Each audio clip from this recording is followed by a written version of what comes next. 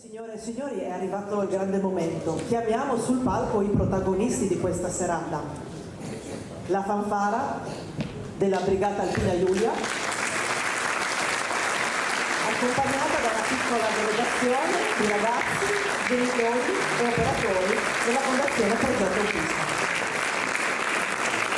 Prego.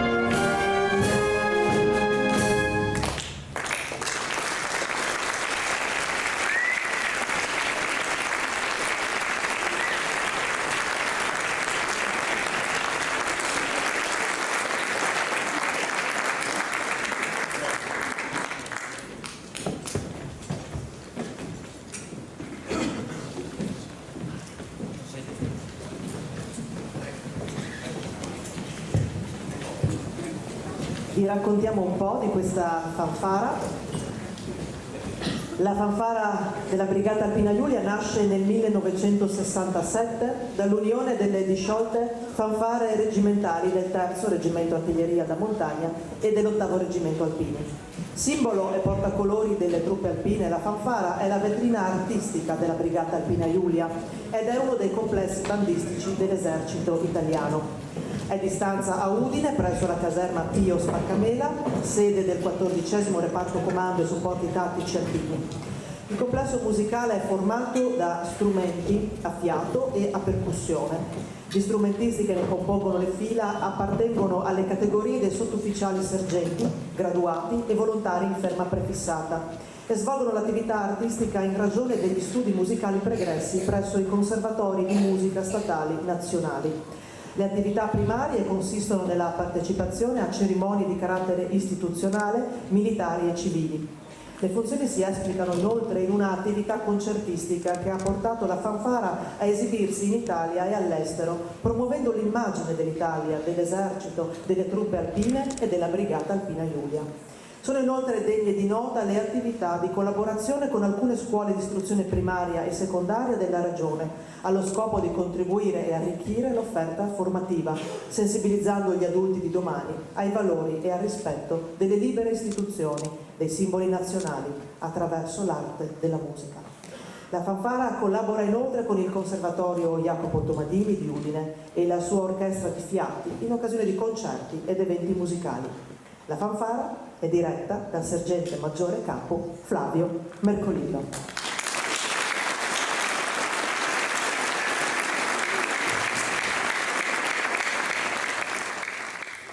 La Brigata Alpina Giulia è gemellata con la Fondazione Progetto Autismo FVG e in occasione della Giornata Mondiale della Consapevolezza sull'Autismo, che si celebra il 2 aprile, ha voluto far dono alla Fondazione di una favola musicale dal significato profondo, con lo scopo di sensibilizzare l'opinione pubblica sull'importanza di garantire alle persone autistiche una vita piena e soddisfacente.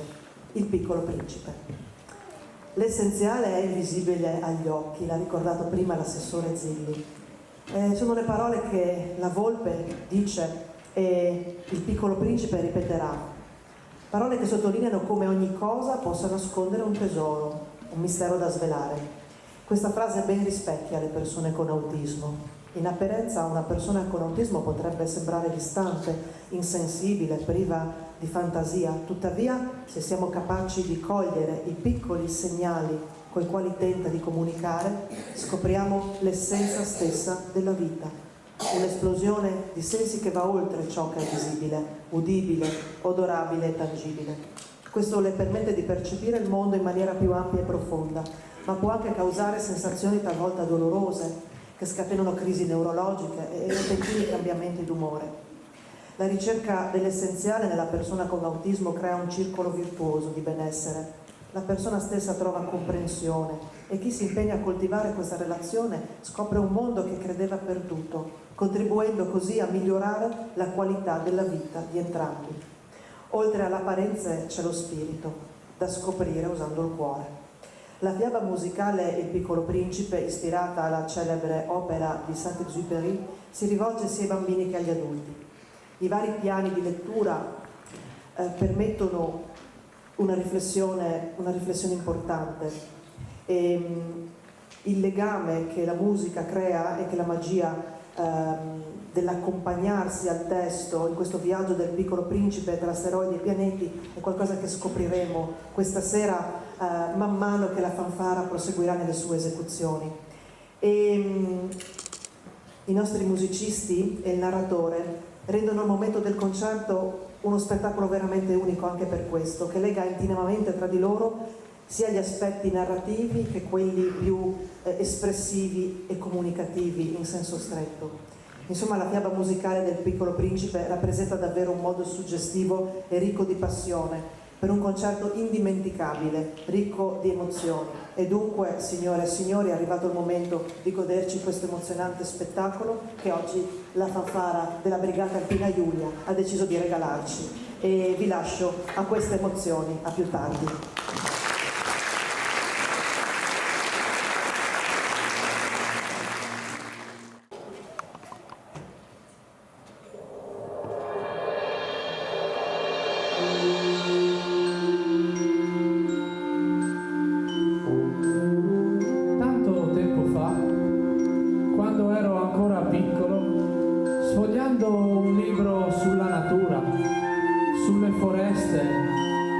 Sugli animali, rimasi affascinato da un magnifico disegno. Rappresentava un serpente boa mentre inghiottiva un animale. Sotto c'era scritto: i boa ingoiano la loro preda tutta intera, senza masticarla. Poi non riescono più a muoversi e dormono per 6 mesi. In questo lungo periodo avviene la digestione.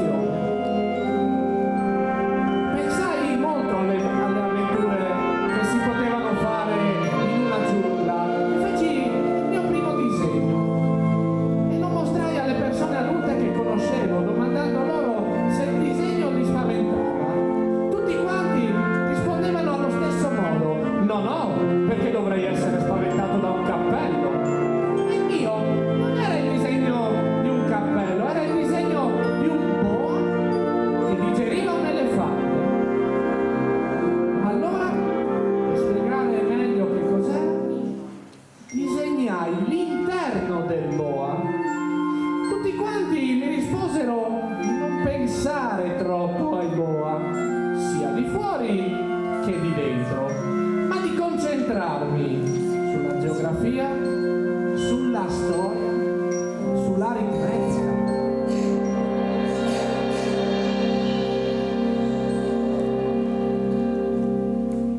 Rinunciai così alla carriera di pittore ed imparai a pilotare gli aeroplani. Ho volato molto intorno al mondo e fatto tanti incontri, ma l'opinione che avevo sulle persone non è cambiata. Quando incontravo un uomo o una donna che mi sembravano di mente aperta, provavo l'esperimento del mio disegno. Tutti rispondevano allo stesso modo: è un cappello! Allora, senza pensare a boa o a foreste, parlavo di sport, di politica, di vacanze, di automobili, di abiti. Tutti, sottolineo tutti, erano soddisfatti così di aver incontrato un uomo sensibile e di un certo livello.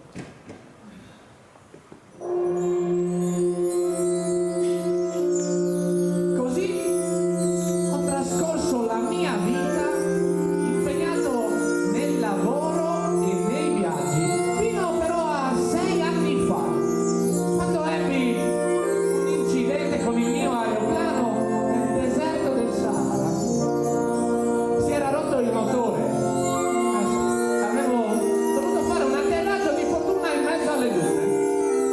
Avevo poco cibo, si dava soltanto per una settimana.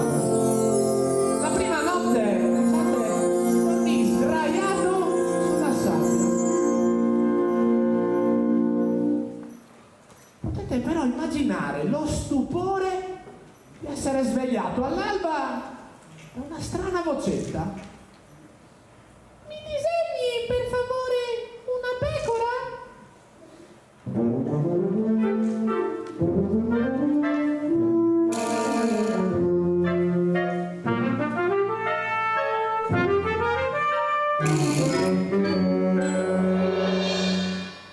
Allora saltai in piedi sorpreso ed un poco spaventato e vidi una meravigliosa personcina che mi stava guardando. Ero un po' confuso perché mi trovavo a migliaia di chilometri da una qualsiasi zona abitata, eppure quella meravigliosa personcina non sembrava smarrito in mezzo alla sabbia e neppure stanca, neppure affaticata. Sorrisi allora. Poi con calma gli domandai: cosa fai qui? L'ometto che avevo davanti a me ripeté lentamente: mi disegni una pecora per favore?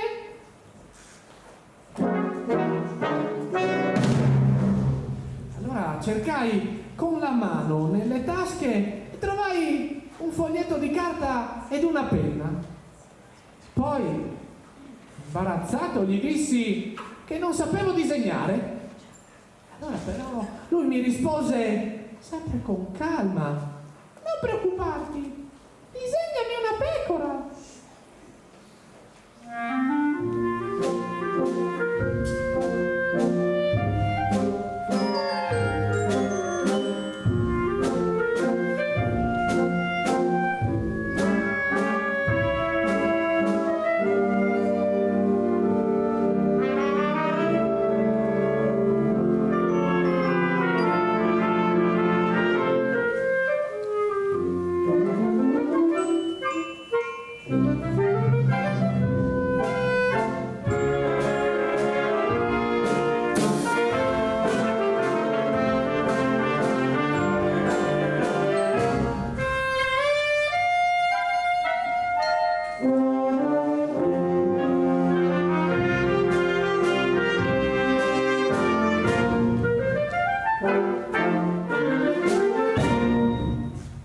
Io però non sapevo disegnare le pecore e allora mi venne un'idea. Feci quel disegno che avevo fatto molte altre volte, quello del boa dal di fuori.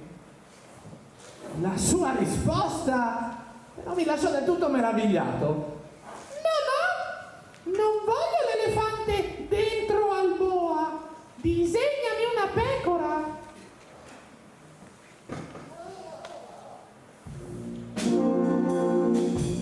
Allora feci il disegno, guardò il disegno, sorrise e poi disse: no,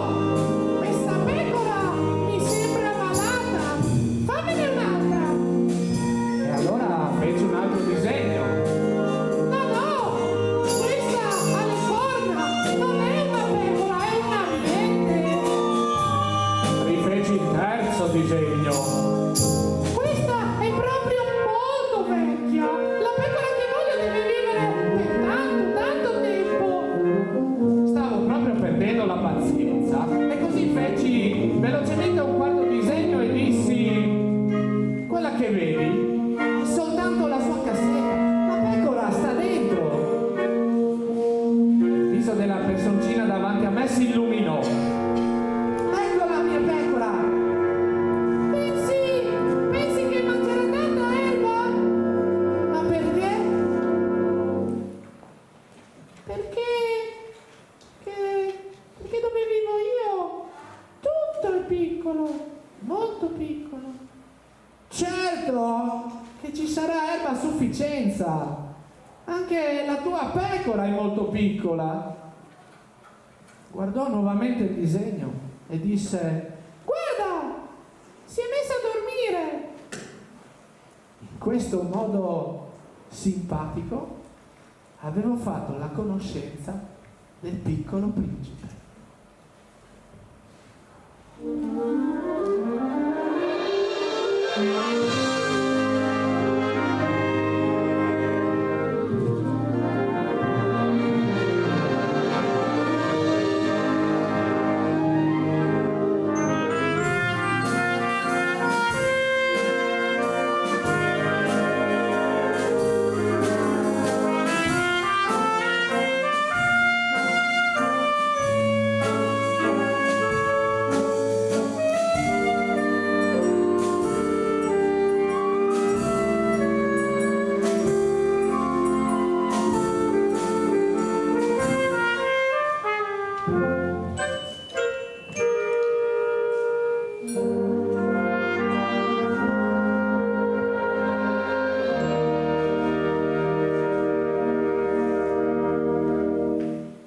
Ancora non avevo capito da dove venisse il piccolo principe.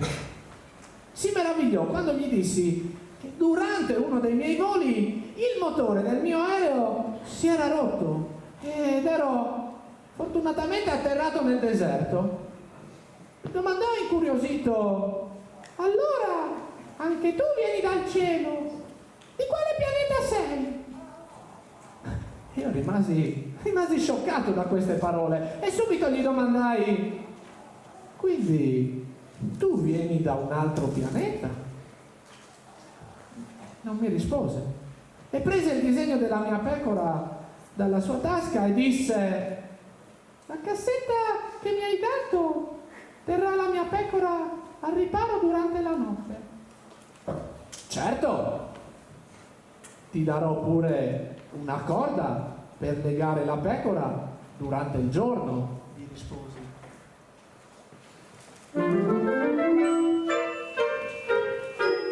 E un paletto. Questa cosa scandalizzò il piccolo principe. Legarla? Ma perché? Perché se non la leghi, la pecora si perderà. Il mio amico scoppiò in una risata e disse: Ma dove vuoi che vada? È talmente piccolo da me che non si potrà mai perdere.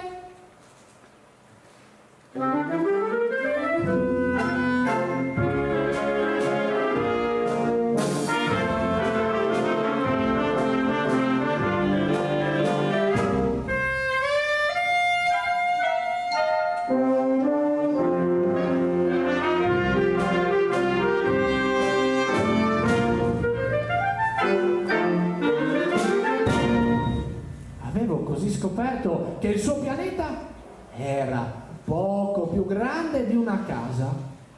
Quando un astronomo scopre uno di questi pianeti, generalmente gli dà un nome, un numero. Lo chiama per esempio asteroide 3251. Penso che il pianeta da dove veniva il piccolo principe fosse l'asteroide B612.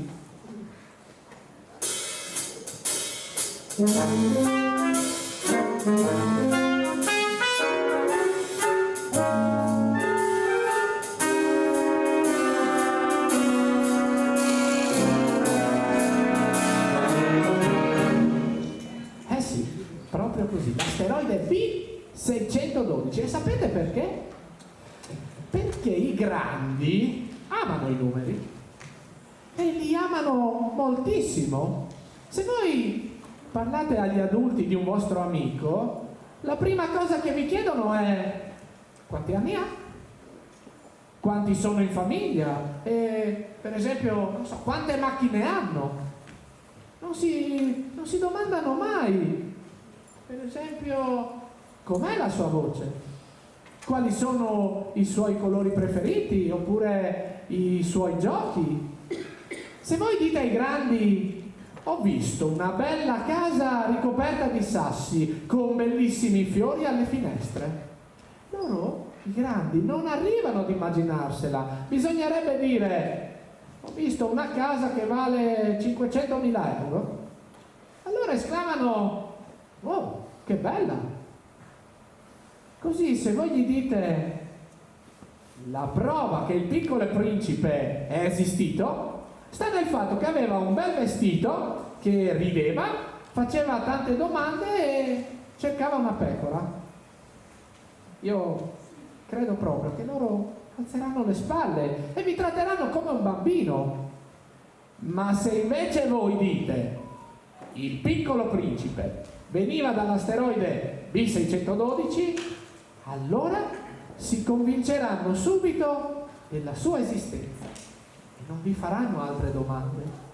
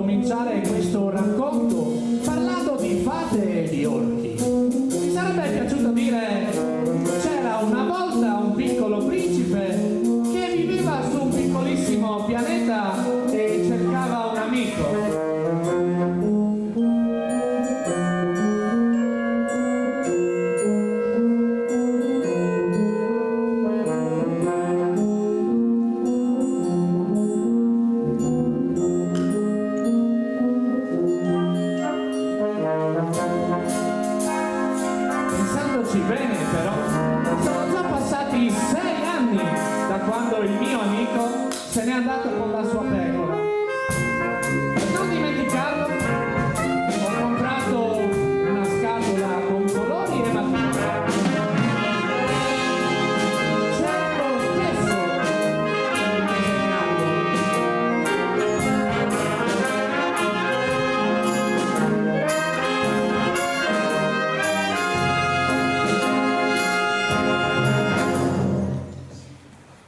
Dovete sapere che ogni giorno imparavo nuovi particolari sulla vita del Piccolo Principe. Fu così che al terzo giorno conobbi la triste storia dei baobab. Dimmi una cosa, è vero che le pecore mangiano gli arbusti? Mi chiese il Piccolo Principe. Io gli risposi: certo. Allora il Piccolo Principe, contento, continuò: allora mangiano anche i baobab?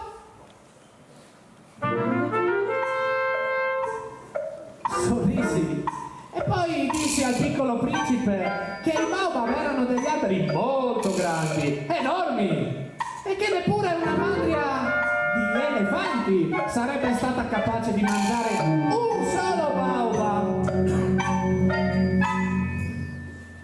L'immagine di tutti questi elefanti fece ridere di gusto il piccolo principe. Bisognerebbe allora metterli uno sopra l'altro. Poi però, ritornato serio, disse: I baobab, come tutte le cose, nascono e poi crescono e prima di diventare grandi sono piccoli. E beh, certo, ma perché vuoi far mangiare i piccoli baobab alla tua pecora? E mi rispose dicendo che sul suo pianeta, come su tutti i pianeti, ci sono le erbe buone e le erbe cattive.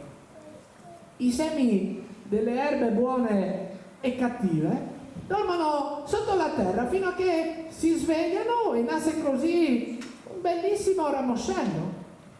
Se si tratta di un ramoscello buono, come una piccola rosa, lo si può lasciare spuntare, ma se si tratta di una pianta cattiva, bisogna estirparla subito.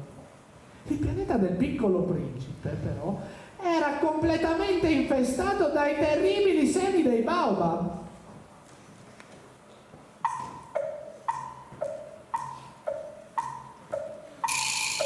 Un baobab troppo grande occupa gran parte del pianeta e lo trapassa con le sue radici. Se il pianeta è troppo piccolo e di baobab troppo numerosi, il pianeta può scoppiare. Allora il piccolo principe mi disse: Ogni mattina faccio con cura la pulizia del pianeta e strappo tutti i baobab. Mi hanno raccontato di un pianeta abitato da un pigro che aveva trascurato 3 arbusti e... Su indicazione del piccolo principe disegnai quel pianeta. Allora mi rivolgo ai bambini: mi raccomando, state attenti ai baobab.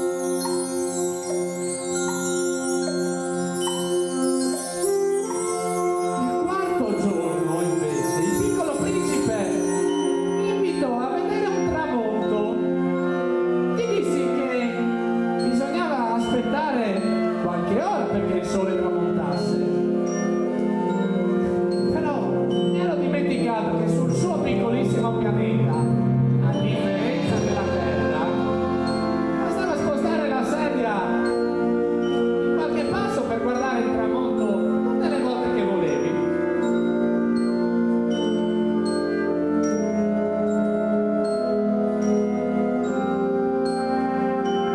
Il mio ometto, sempre con il sorriso, mi disse: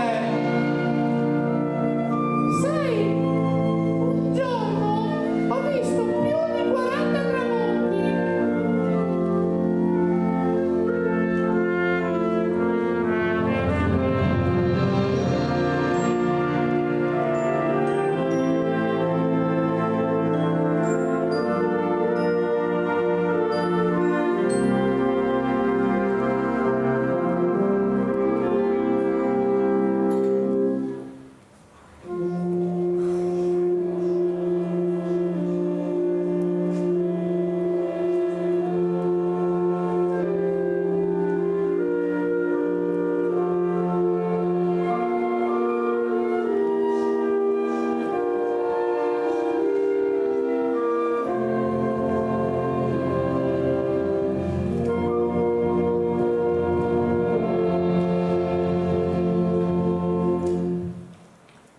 Al quinto giorno, il piccolo principe mi domandò arrabbiato: Scusa, ma una pecora quando mangia gli arbusti mangia anche i fiori e le spine?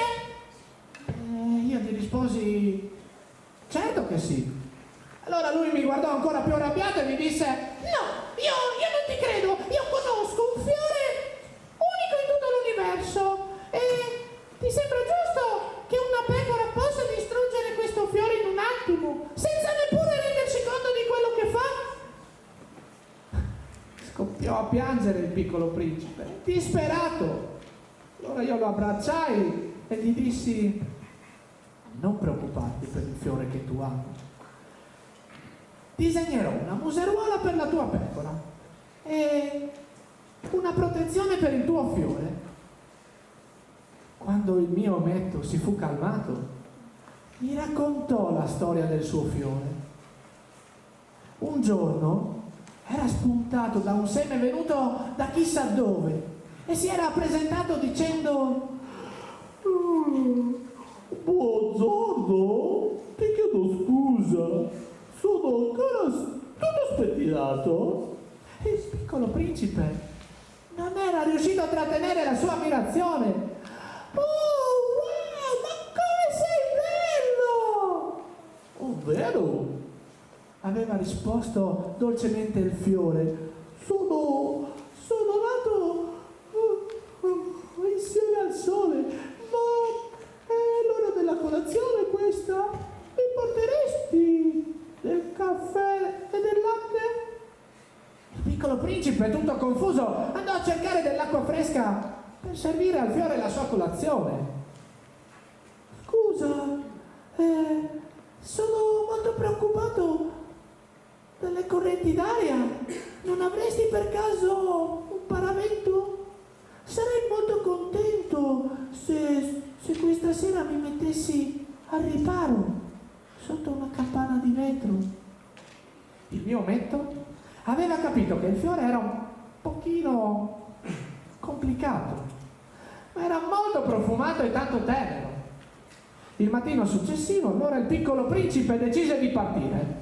Spazzò accuratamente il cammino dei suoi vulcani, strappò gli ultimi germogli dei baobab, poi annaffiò per l'ultima volta il suo fiore e, guardandolo, scoprì che aveva una gran voglia di piangere.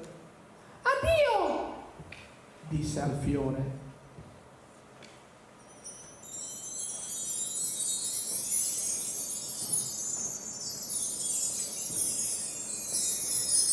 Il fiore tossì e disse: Ieri sono stato uno sciocco, perché ti voglio bene. Ti ho detto, cerca di essere felice. Non mettermi la campana di vetro, non la voglio più. Non sono poi così raffreddato. E poi è bello che qualche piccolo animale venga a trovarmi. Delle grosse bestie. Non ho paura. Ho i miei artigli. e mostrava quelle sue 4 spine. Poi continuò: Hai deciso di partire, allora vai. Sapevo, però mi diceva così perché non voleva che io lo vedessi piangere. Era un fiore così orgoglioso. il piccolo principe cominciò il suo viaggio nella regione degli asteroidi 325, 326, 327, 328, 329 e poi c'è il 330. Il primo asteroide era abitato da un re. Buongiorno, Sire! Disse il piccolo principe alla vista del re seduto sul suo maestoso trono. Su cosa regnate voi? Ehi, io regno su tutto! Rispose il re con grande semplicità. Ma, re, ditemi una cosa. Le stelle vi ubbidiscono? Ovvio, certamente che mi obbediscono. Io non tollero l'indisciplina. Allora a me piacerebbe tanto vedere un tramonto. Può gentilmente ordinare al sole di tramontare?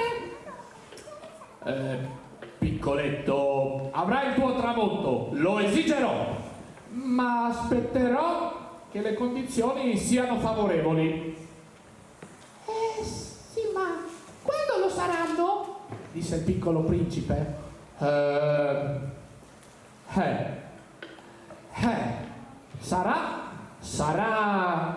Sarà questa sera, ovviamente, verso le 7. Allora il piccolo principe sbadigliò, terminò i preparativi di partenza e poi con un sospiro se ne andò. E il re allora gridò: ti nomino mio ambasciatore. E il piccolo principe allora pensò: Sono proprio strani i grandi. e così riprese il suo viaggio.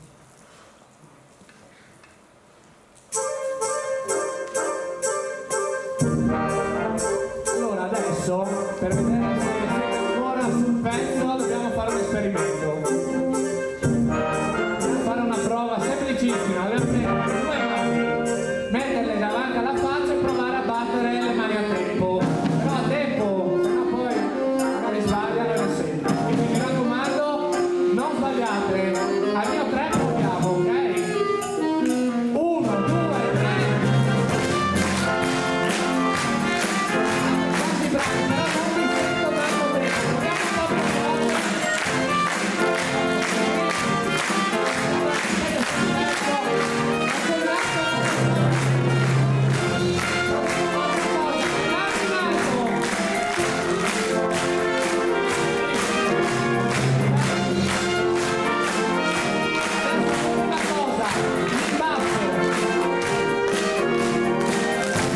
Adesso pausa perché sennò mi perdo. Vediamo dove sono arrivato. Sono arrivato al secondo asteroide. Sul secondo asteroide, sapete chi trovò il piccolo principe? Trovò un vanitoso. I vanitosi sono quelle persone che amano farsi un po' ammirare. Buongiorno! Disse il piccolo principe. Che strano cappello avete! E il vanitoso gli rispose: ehi, io lo uso per salutare le persone quando vengo applaudito. Fatti anche tu le mani l'una contro l'altra. Il piccolo principe battò le mani come avete fatto voi l'una contro l'altra per qualche giorno. Il vanitoso lo salutò sollevando il cappello. Dai, disse il vanitoso, dai, dimmi che ammiri anche me, che sono l'uomo più bello, più elegante, più interessante ed intelligente di tutto il pianeta. Ma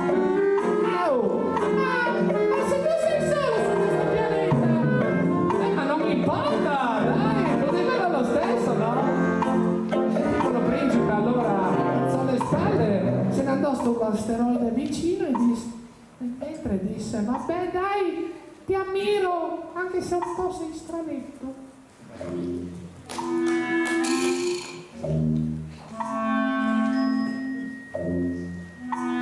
Dopo il secondo asteroide c'è il terzo asteroide.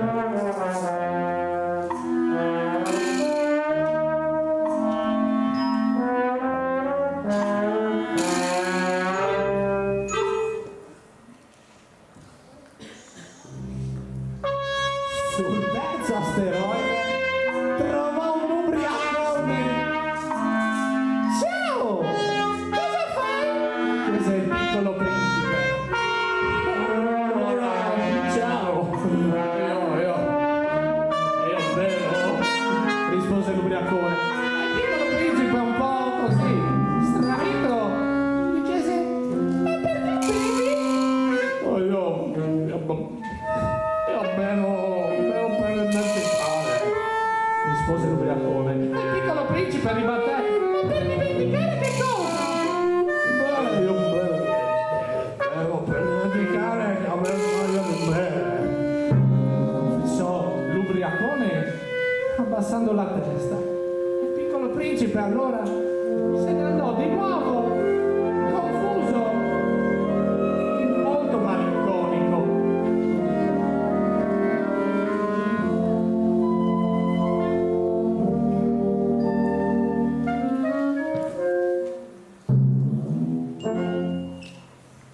Il quarto asteroide invece era abitato da un uomo d'affari. Allora il piccolo principe lo salutò in dialetto questa volta e gli disse: Intambundi! l'uomo d'affari un po' spiazzato gli disse: 3 più 4 fa 7. 5 più 7 12, dunque fa 500.625.712. 500 milioni di che? Disse di nuovo il piccolo principe. 500 milioni, non 500 milioni 600. Non lo so più, non lo so. Ho talmente tanto da fare, sono un uomo serio io. Il piccolo principe disse: ma milioni di che? Milioni. Continuò, curioso, molto così puntiglioso. Il piccolo principe voleva capire. Allora l'uomo d'affari alzò la testa e disse: ma milioni di stelle, beh. Ma tu possiedi le stelle? E spiegami, ma a che ti serve possedere tutte queste stelle? Mi serve ad essere ricco, così posso completare tutti i miei sogni, comprare altre stelle e diventare ancora più ricco. Io possiedo un fiore che però innaffio tutti i giorni e poi possiedo 3 vulcani che pulisco tutte le settimane. È utile ai miei vulcani ed è utile al mio fiore che io li possegga. Ma tu non sei utile alle tue stelle. L'uomo d'affari aprì la bocca, ma non riuscì mica a rispondere. E così il piccolo principe, l'altra volta, se ne andò sempre più meravigliato e perplesso.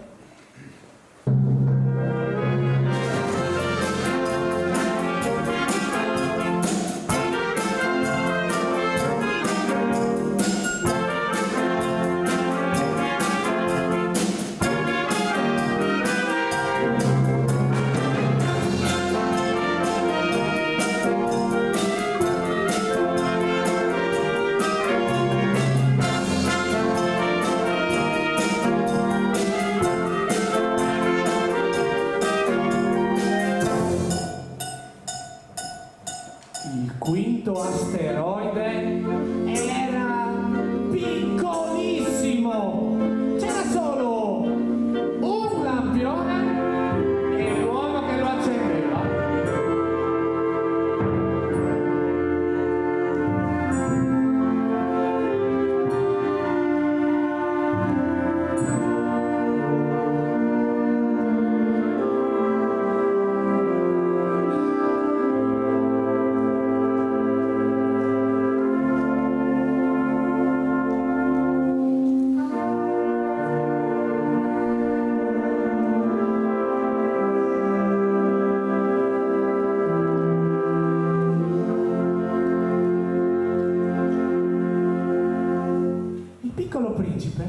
Non riusciva a spiegarsi a che potessero servire su di un pianeta senza case, senza abitanti, un lampione e il lampionaio.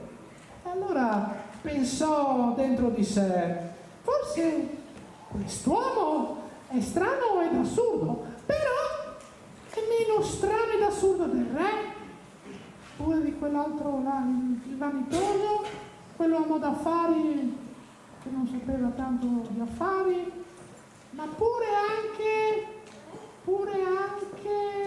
dell'ubriacone, quello che beveva sempre. No. Almeno il suo lavoro, quello lì del lampionaio, ha un senso. Sì. Quando lo accende il suo lampione è come se facesse nascere una stella in più, o un fiore. Quando lo spegne, addormenta il fiore o la stella.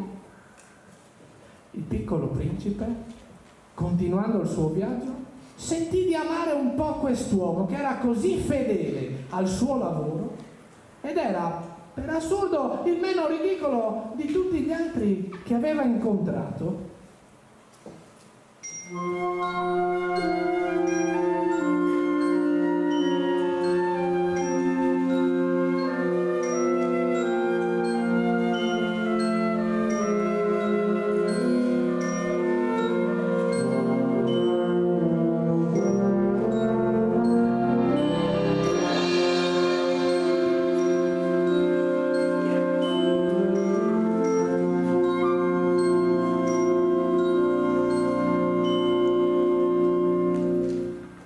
Sesto asteroide era molto grande, molto grande, pieno di libri, conobbe su questo pianeta un vecchio signore al quale chiese incuriosito quale fosse il suo lavoro. E questo signore gli rispose: io sono un geografo. Su questi libri che vedi, io scrivo dove si trovano i mari, dove si trovano i fiumi, le città, le montagne, i deserti. È molto interessante. Questo finalmente è un vero mestiere. Sul mio pianeta è tutto piccolo. Ho 3 vulcani e un fiore. Noi non annotiamo per esempio i fiori, disse il geografo. E perché mai?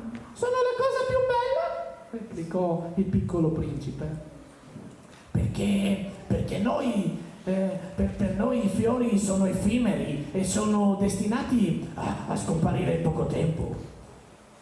Quindi il mio fiore è effimero ed è destinato a scomparire presto? Ed io l'ho lasciato solo? Così dicendo, il piccolo principe si sentì molto triste. Si fece comunque coraggio e, pensando al suo fiore, partì alla scoperta di un nuovo pianeta.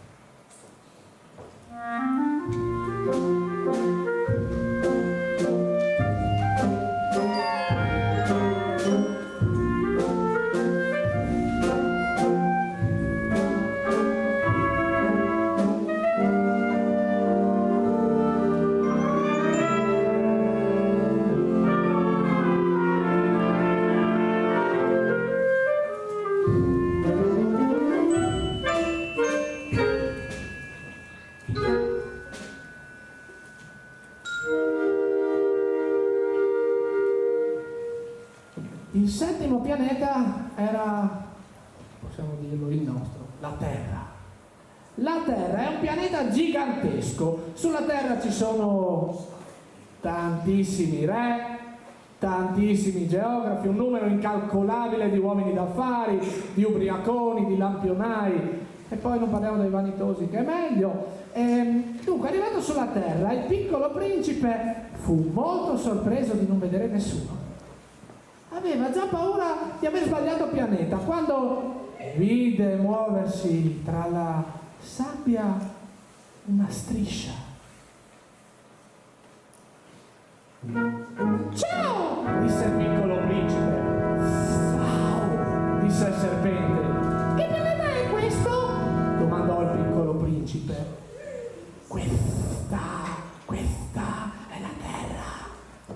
Qui siamo in Africa, rispose il serpente. Ah, ma non c'è nessuno sulla Terra in quest'Africa? Siamo nel deserto. Non c'è nessuno nei deserti. Ma che cosa sei venuto a fare qui? Io sono venuto per... sono venuto per un fiore. Ma dimmi, dove sono gli uomini? Si è un po' soli, mi sembra, qui nel deserto. Il serpente gli rispose: anche con gli uomini si è soli. E il piccolo principe lo guardò a lungo e gli disse: Però tu sei buffo, sei sottile come il gambo della mia rosa.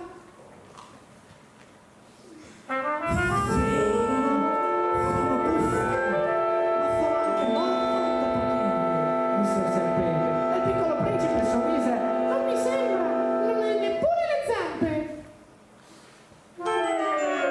Il serpente allora si arrotolò attorno alla caviglia del piccolo principe e disse: se voglio, posso portarti lontano, ma tu sei puro e vieni da una stella, sei debole. Su questa terra potrò aiutarti un giorno se vorrai ritornare sul tuo pianeta. Rimasero in silenzio per un po' e poi il piccolo principe ricominciò il suo cammino.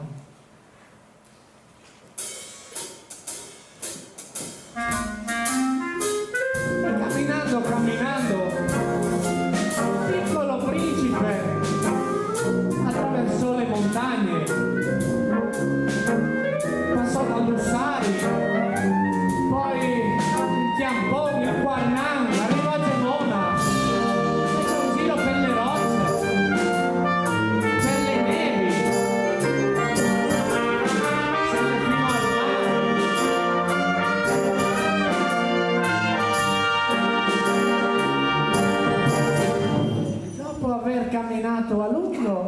si trovò in un giardino di rose. E buongiorno! Buongiorno! Era un giardino fiorito di rose che assomigliavano tutte al suo fiore. E lui domandò: chi siete? Le rose tutte insieme risposero: Beh, noi siamo le rose. E il piccolo principe allora si sentì molto infelice, perché si ricordò di quello che gli aveva detto il suo fiore, che gli aveva raccontato di essere il solo della sua specie in tutto l'universo. Ma lì, in quel giardino, ce n'erano più di 5.000.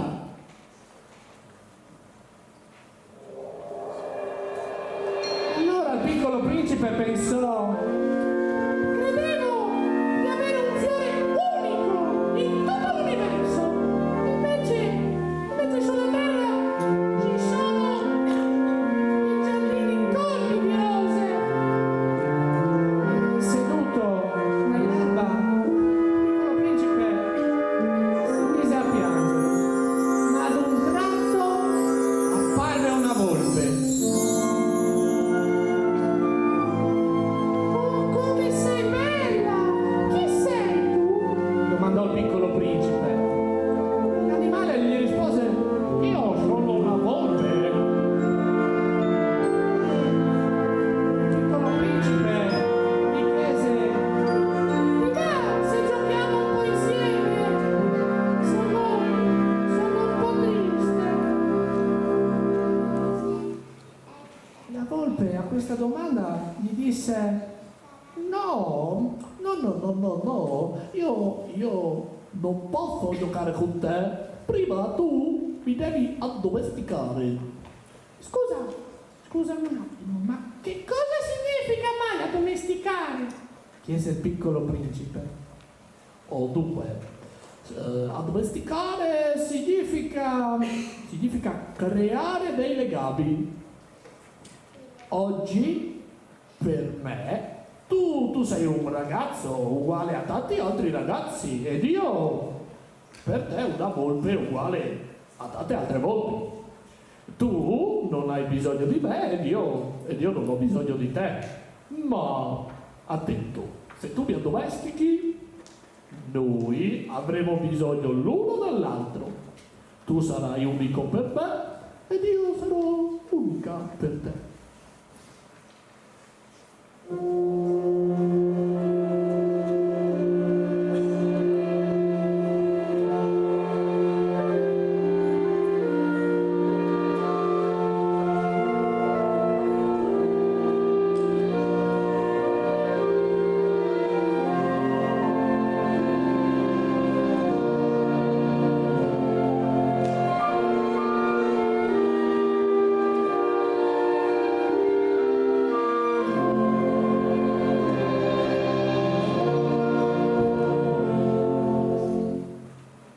Mi sembra di capire.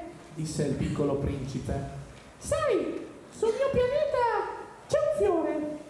Penso che forse mi può aver addomesticato. La volpe allora sorrise e poi disse: la mia vita è sempre uguale. Io rincorro le galline e gli uomini però rincorrono me. In queste corse tutte le galline e tutti gli uomini si assomigliano, sai. Ma dunque, se tu mi addomestichi, la mia vita sarà diversa.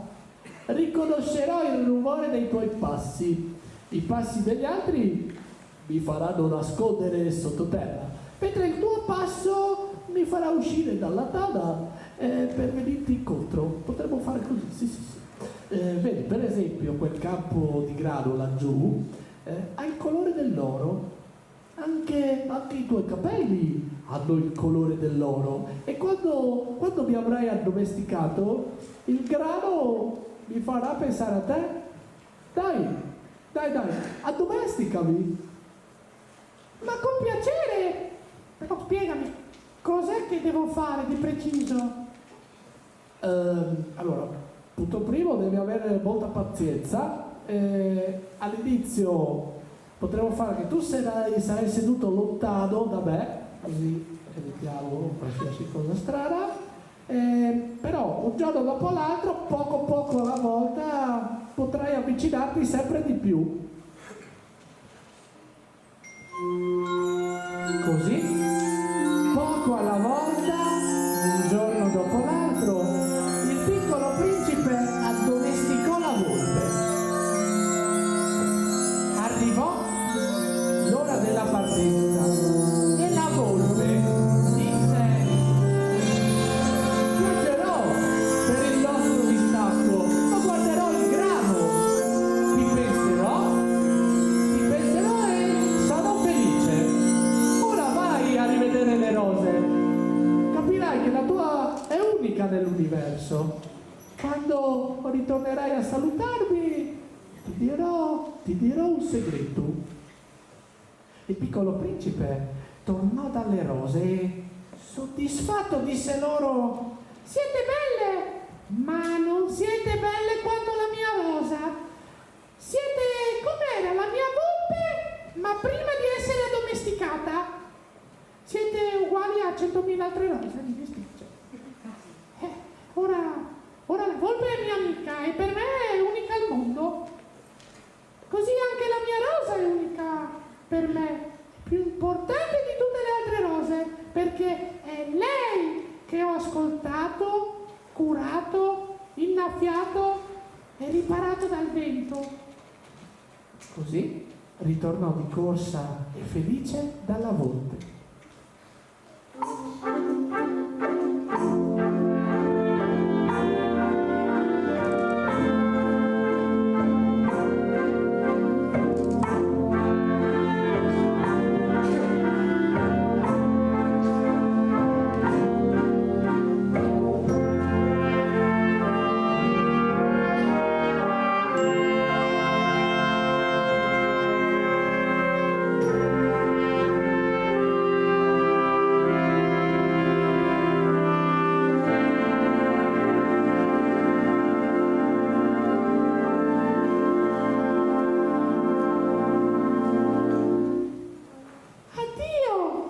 Disse il piccolo principe. Addio, disse la volpe. Prima di andare ti dico il mio segreto. Un segreto molto semplice. A te non si vede bene che con il cuore.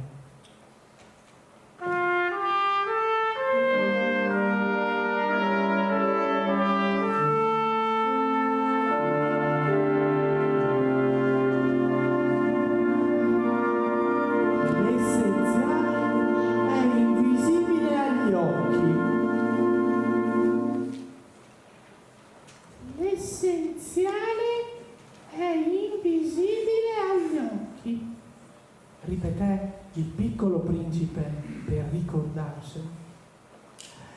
È il tempo che tu hai perduto per la tua rosa che ha fatto la tua rosa così importante.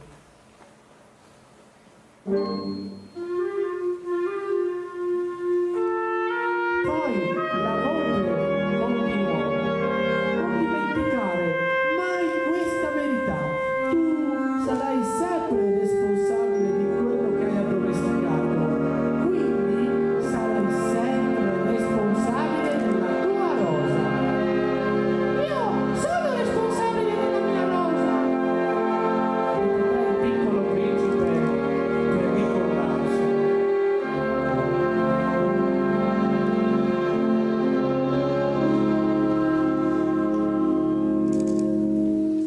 Ci trovavamo all'8° giorno nel deserto, ormai senza più una goccia d'acqua, e ci mettemmo a cercare un pozzo. Venne la notte e le stelle cominciarono ad accendersi. Ci sedemmo vicini ed il mio ometto mi disse: Il deserto è bello perché nasconde un pozzo da qualche parte. E io gli risposi: sì, ci sono tante bellezze nel deserto che sono invisibili. Sono contento che tu pensi le stesse cose della mia volpe. Disse il piccolo principe con un sorriso sulle labbra. Poi si addormentò. Allora lo presi tra le braccia e mi rimisi in cammino. Durante il viaggio pensai: sei tanto dolce e fragile, ometto. Hai un grande tesoro invisibile nel cuore. Sono proprio commosso dalla tua fedeltà ad un fiore.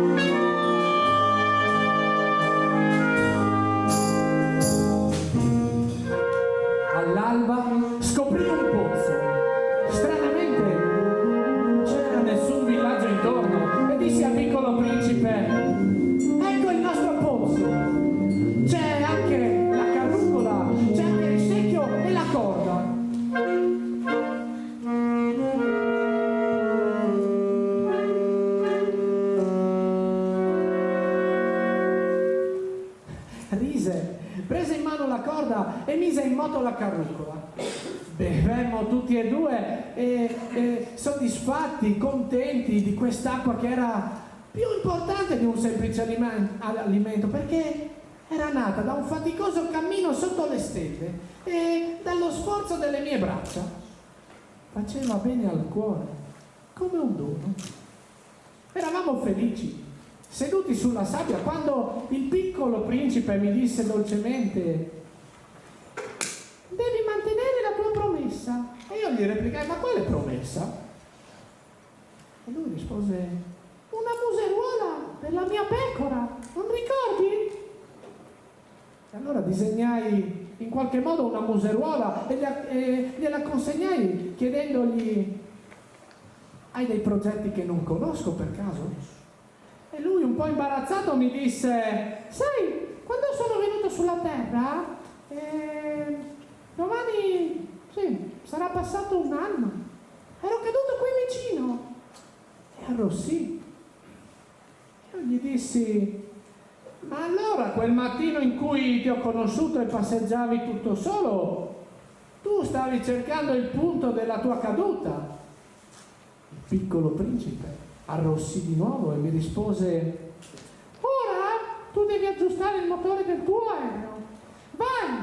Vai, ci ritroveremo qui domani sera.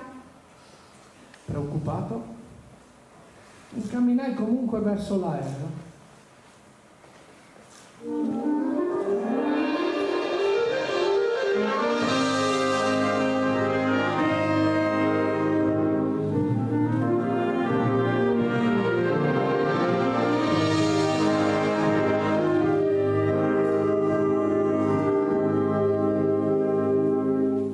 L'indomani sera vidi da lontano il mio piccolo principe seduto su un muro di pietra vicino al pozzo.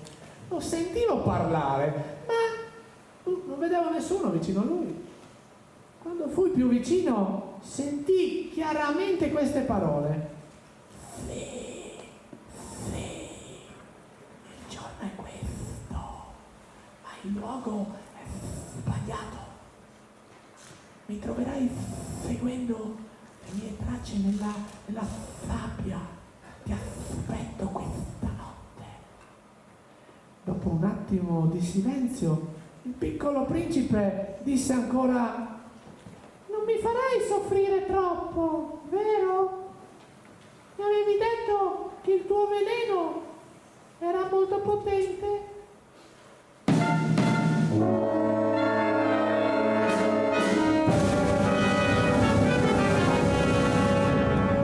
Guardai allora in basso e vidi che vicino al muro c'era uno di quei serpenti gialli che ti uccidono in pochi secondi. Allora mi misi a correre, ma dal rumore che feci, il serpente si spaventò e scappò sotto la sabbia.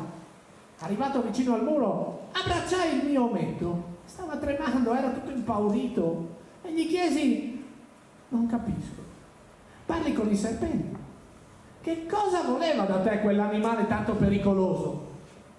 Lui mi guardò, mi strinse le braccia al collo, sentivo battere forte il suo cuore, poi mi disse: Io sono contento che tu abbia aggiustato il motore dell'aereo, così potrai finalmente tornare a casa tua. Anch'io oggi ritorno a casa mia.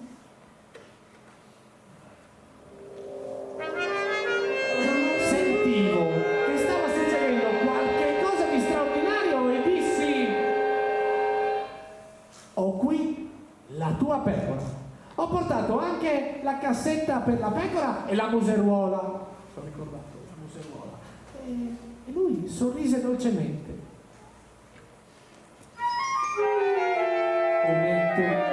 Ometto caro, voglio sentirti ridere ancora per tanto tempo. Lui sorrise nuovamente e disse: Questa notte la mia stella sarà proprio sopra il luogo dove sono caduto un anno fa. Le cose importanti non si vedono. La notte tu guarderai le stelle, ma non vedrai la mia stella perché è troppo piccola. Così la mia stella sarà per te una delle tante stelle del cielo. Allora ti piacerà guardare tutte le stelle, tutte, anche quelle che non si vedono, e tutte quante saranno tue amiche. Senti, voglio farti un regalo.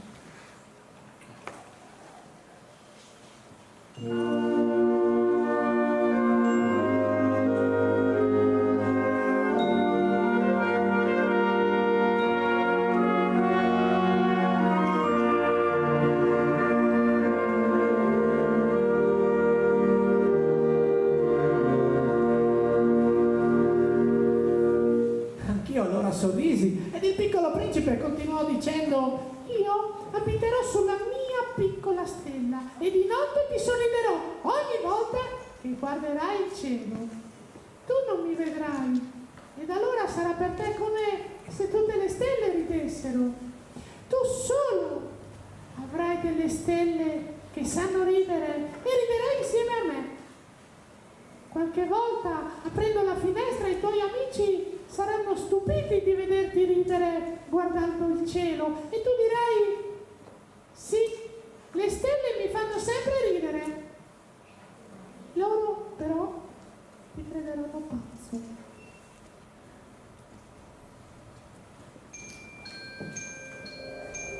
Poi ridivenne serio. Questa notte mi incontrerò con il serpente. Tu non venire. Sembrerà che io mi senta male, ma tu non venire. Non ne vale la pena. E così se n'è incamminato senza fare rumore.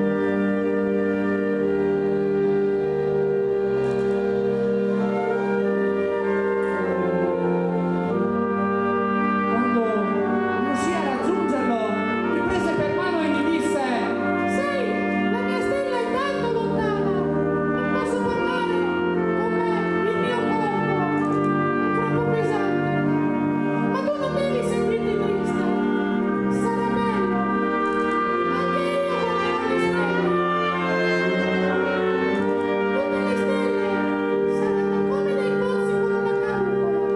Tutte quante penseranno a me. e io per sentirlo stavo zitto. È là il luogo dell'incontro. Lasciami andare da solo. E poi disse ancora: Il mio fiore, io non ne sono responsabile, è debole, ha solo 4 spine per proteggersi da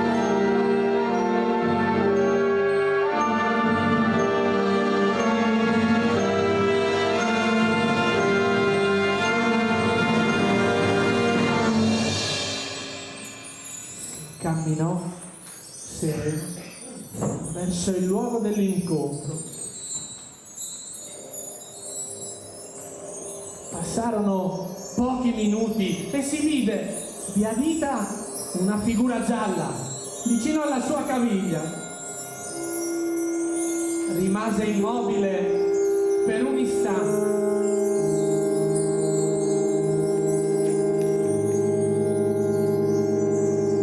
Cadde dolcemente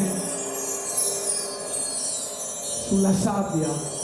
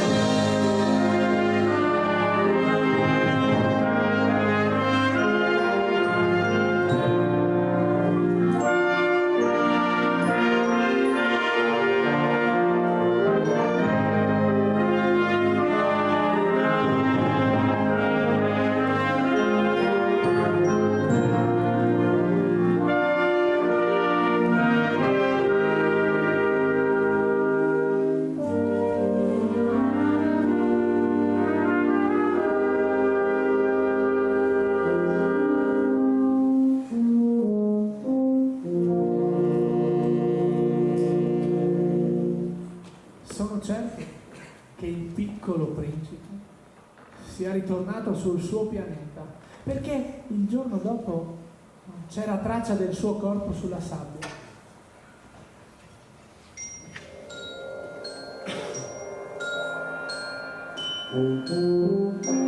Qualche anno dopo mi ricordai di una cosa simpatica.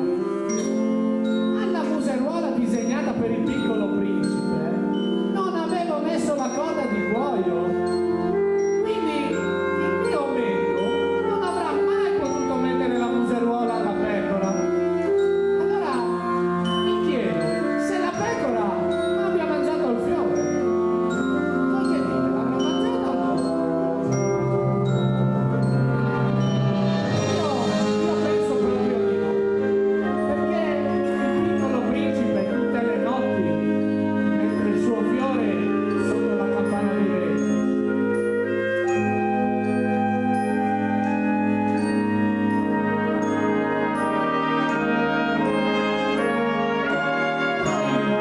Poi penso ancora e mi dico, una volta o l'altra il mio metto si distrae e dimentica la campana di vetro, oppure la pecora esce senza far rumore durante la notte e si mangia il fiore. Proprio un grande mistero sapere se nell'universo una pecora che non conosciamo abbia mangiato o non abbia mangiato una rosa.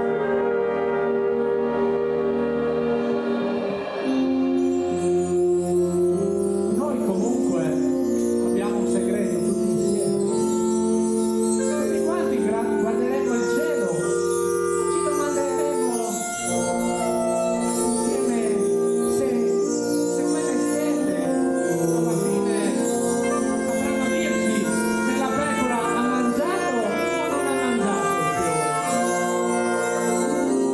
Tutte le stelle credo che ci sorrideranno. E solo se ci sorrideranno sapremo che la pecora non ha mangiato la rosa e saremo felici insieme al piccolo principe. Ora, fatemi un favore se potete, specialmente ai più piccoli. Non dite nulla ai grandi di questo nostro segreto. Non ditelo, nessuno lo deve dire. Li conosciamo i grandi, non capirebbero.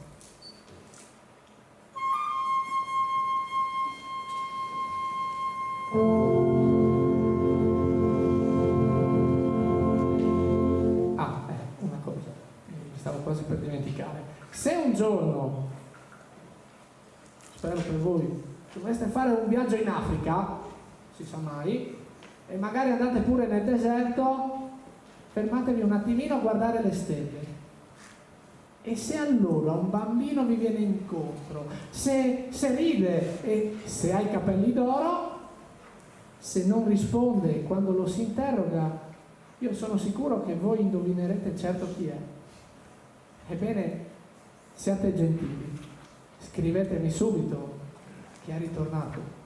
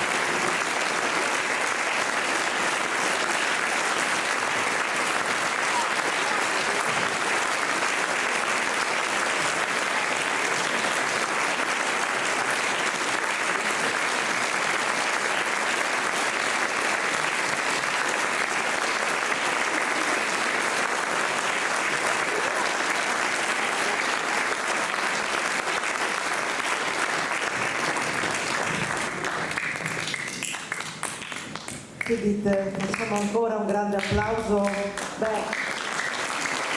graduato Damiano Giacometti con una brillante interpretazione, a tutta la gloriosa fanfara della brigata alpina Giulia e al maestro Mercolino che in questi anni ha davvero condotto in uno splendido ed emozionante viaggio.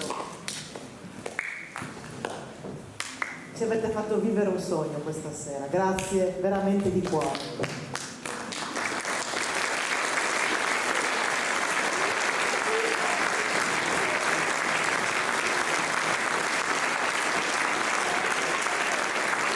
Ringrazio per tutti, io sono senza voce, chiedo scusa, quindi sarò velocissimo. Un applauso anche a Flavia, la nostra matita. Grazie di Grazie di essere